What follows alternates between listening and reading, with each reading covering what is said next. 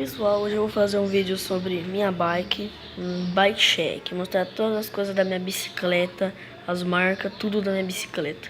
Então já vamos começar pelo banco. Banco de mobilete XR, novinho, comprei esses dias. Aqui ó, novinho, aqui ó, prendido aqui ó, assim, ó, com coisa, na garupa. Aqui ó, garupeira, torto pra cima. Aqui ó, raspado aqui.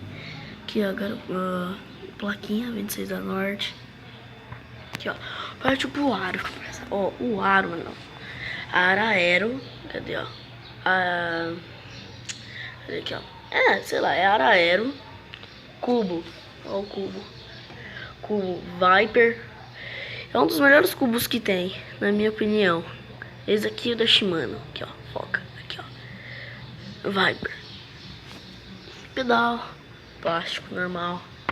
Guidão de moto, né? Todo mundo conhece esse guidão de moto. Luvinha.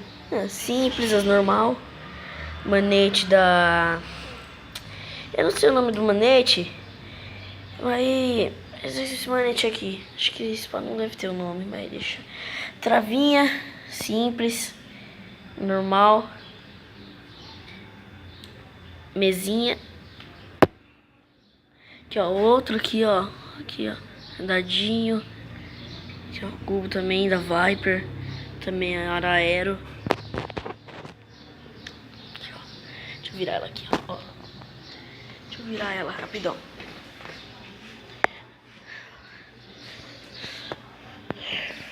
Ó. Aqui ó, esticador aqui pra bicicleta. Pessoal, esse vídeo aqui mesmo pra mostrar minha bicicleta, pra mostrar a bike, né? Que tem youtubers que fazem essas coisas, mostrando a bicicleta.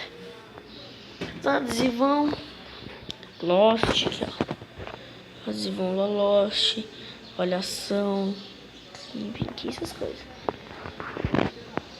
E só, né? Linha, tudo normal. Meu amigo, só se esqueça de dar like, se inscreva, compartilhe com seus amigos. Que a minha meta, parça, é chegar a 50 inscritos, mano. 50, parça. Então eu vou ver uma meta de likes, mano. 10.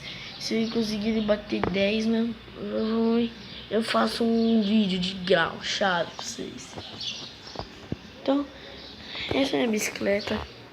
Caloi Cross chavosa.